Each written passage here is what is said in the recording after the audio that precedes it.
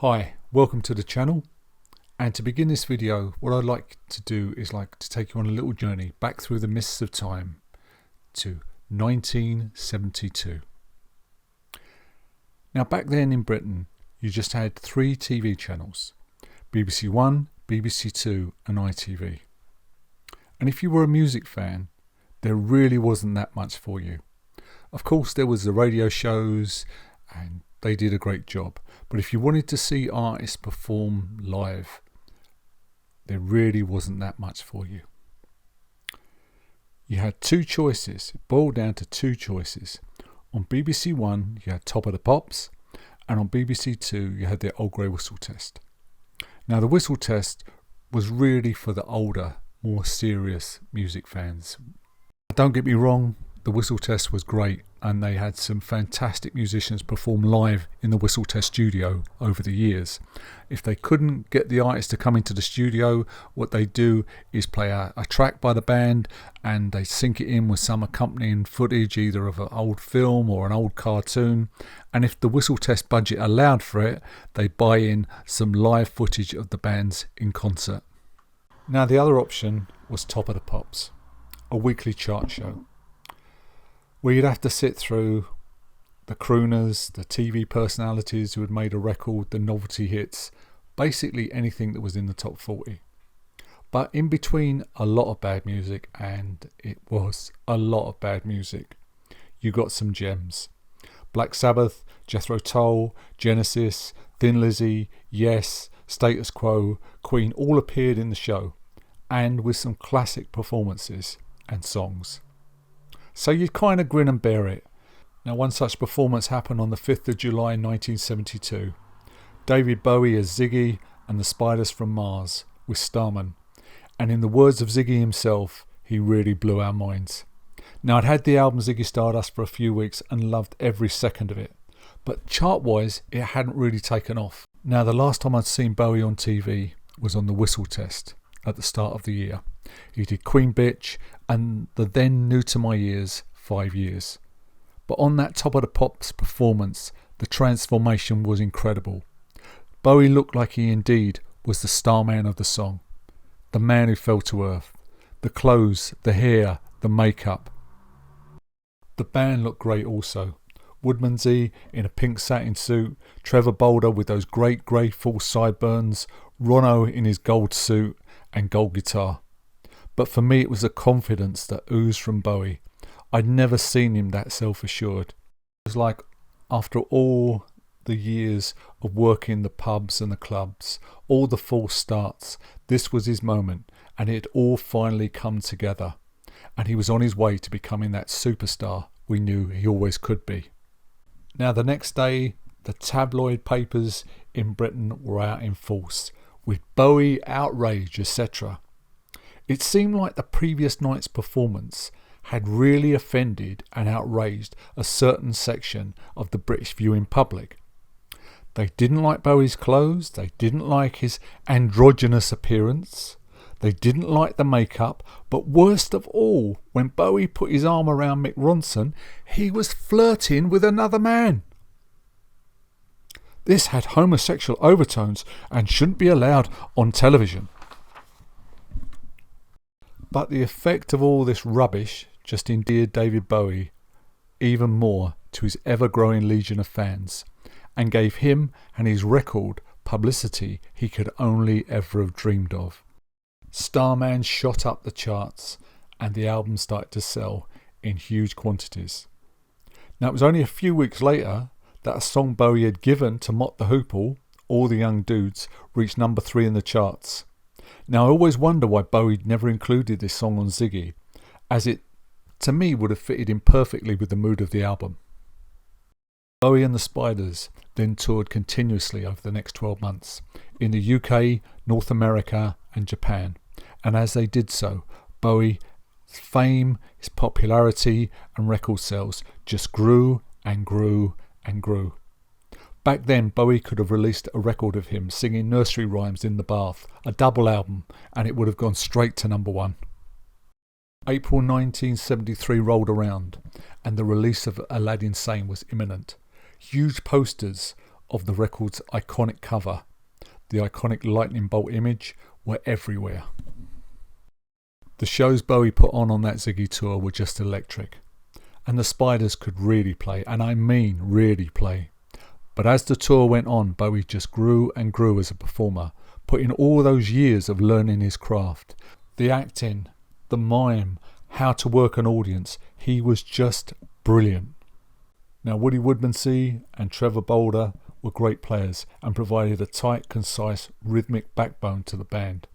Sadly, sometimes their contribution to the Spiders is overlooked, but they contributed so much.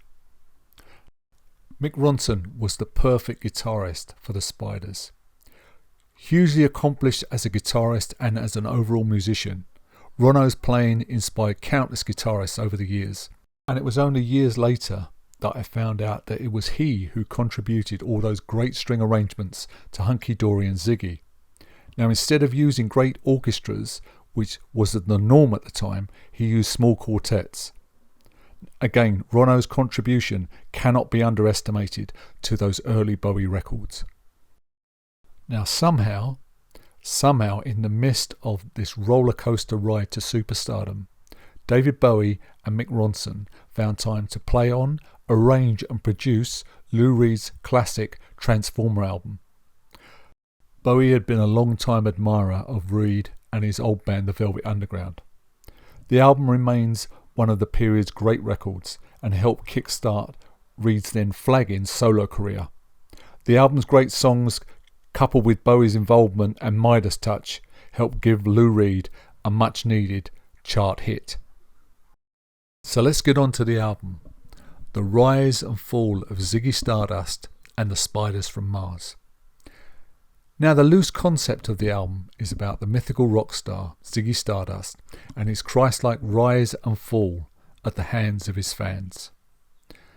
Bowie manages to throw into the melting pot the Stooges, the Velvet Underground, Mark Bolan, science fiction, 60s power pop, The Who, The Stones, and a whole lot of hazy cosmic jive, and somehow comes up with something absolutely magical. The album kicks off with the haunting 5 Years. Woody Woodmansey laying down an eerie, stately drum beat and stark piano chords provided by Bowie.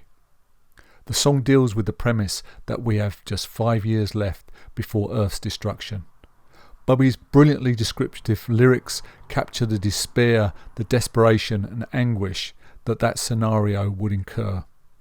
Now, I heard this song recently on an episode of Fear the Walking Dead, and its stark emotional impact hasn't diminished one little bit over the years. Now, in anyone else's hands, this song might have come across as pretentious and over the top, but Bowie nails it perfectly. A Slinky Soul Love is up next. Woodman's upbeat drumming, Boulder's 5-note bass line, and Bowie's accompanying 12-string. Bowie also treating us to his best Anthony Newley impression on vocal. Mick Ronson filling in the spaces with short, sharp bursts of electric guitar. And we have those lovely, alien, deranged backing vocals by Bowie and Ronno, and they literally sound like they're a soul band from another planet. 1 minute 30 seconds in, we are treated to a sleazy nightclub sax solo from Bowie. Now, Bowie wasn't the most technically gifted sax player, but he could do just what was needed within the context of a song. That leads me on to another fact I only learned about this record years later, that the horns on this album are just Bowie on sax and Trevor Bolder on trumpet. At 2 minutes 45, we have another piece of Ronson wizardry. Instead of taking the space in the song to improvise on guitar, he echoes the song's melody, which fits in perfectly. Now, the song, for me, is all about the romanticism of love in all its guises, and how the singer, I'm taking it to be Ziggy, would love to be in love. Next up, crashing in on a wave of power chords, is the great Moon Age Daydream. Now, Bowie would often talk about how he would cut out lines from newspapers, magazines, or just stuff he'd written down. He'd mix them all up and see what came out. And the lyrics for Moon Age Daydream sound like he used that technique here. I'm an alligator. I'm a mama papa coming for you. I'm the space invader. I'll be a rock and rolling bitch for you. Keep your mouth shut. You're squawking like a pink monkey bird, and I'm busting up my brains for the words. Keep your electric eye on me, babe. Put your ray gun to my head. Press your space face close to mine, love. Freak out in a moon age daydream. Does it make any sense? Not really. It's pure hokum. But does it sound great? You bet your life it does. And it makes for one of my all-time favourite Bowie songs. The song ends with an unbelievable sustained drenched guitar solo from Mick Ronson, with Bowie's echoed vocals dancing in and out of the mix. Now, I don't know how true this is, but Bowie once said that he explained how he wanted this solo to sound to Mick Ronson by drawing shapes on a piece of paper. Track 4 is Starman, the song that started it all, with its melody that borrows heavily from Somewhere Over the Rainbow. I remember reading at the time that Bowie thought that song might be too poppy for the album, and his first choice for that spot was a cover of Chuck Berry's Around and Around. Now, thankfully that never happened, and logic and good taste prevailed. Side 1 of the old vinyl album closed with It Ain't Easy. Now, when I first read the album's credits, I saw the song was credited to R. Davis, so I thought this was some obscure Kink song by Ray Davis. It was only a while later that I found it was in fact Ronnie Davis, an accomplished singer-songwriter from Louisiana. And if you've got a mind to, it's well worth checking out Ronnie's great album UFO. After Bowie used the song, it really kick-started Davis's career, and his songs became widely covered by other artists. Davis' original from 1970 sounds like a real old country blues song. Bowie takes the song, works his magic with it, and turns it completely around to sound like a modern day soul song, which again fits in perfectly with the mood and feel of the album. Song 6 is Lady Stardust. Now, this has always reminded me of an early Elton John song in the piano chording and vocal phrasing. When I first heard this song back in June 1972, I thought it could be a song about Bowie's friend and glam rock rival Mark Bolan. Little did I know that the song's original title as a demo was Song for Mark. Later in 1972, Bowie sang the song in concert with a picture of Mark as a backdrop. Track 7, Star, is all power chords, pounding piano and stuttering drums. Bowie singing as how he can make a wild mutation as a rock and roll star.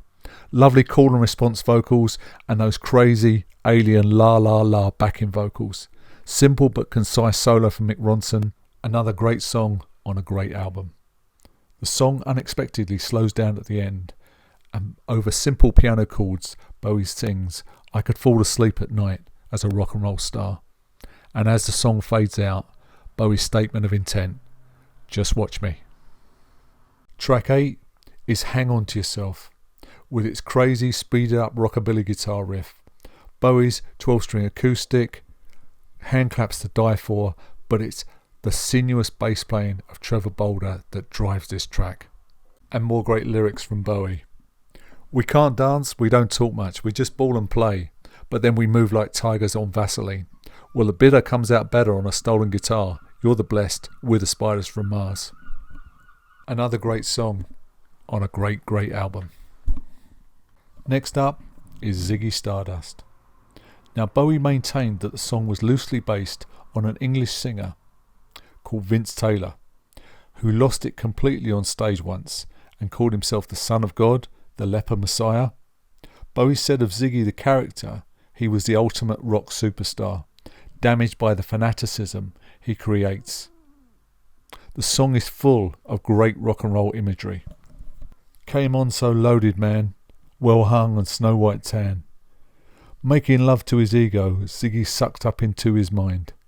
He took it all too far, but boy could he play guitar." Remember also, at the time Bowie was writing this, rock stars were dying left, right and centre. Joplin, Morrison and Hendrix had all just left us. And something else occurred to me about this track recently, that if you take away Bowie's vocals and you just listen to the riff and the backing track provided by the Spiders, It's not too far removed from classic early 70s Led Zeppelin. Next up is one of my all-time favourite tracks, and I never ever get bored of listening to this track.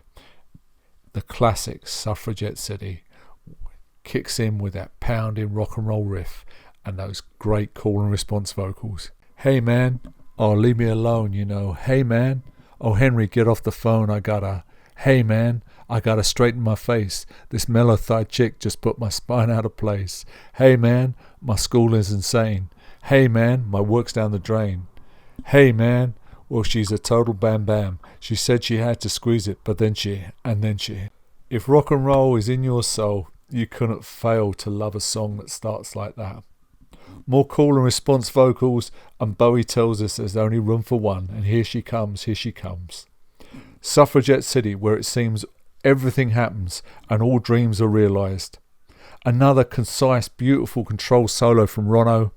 The song charges on with the band playing out of their skin before coming to a sudden stop, and Bowie, with a grin and a wink in his eye, utters the all-time classic line, "Wham bam, thank you ma'am."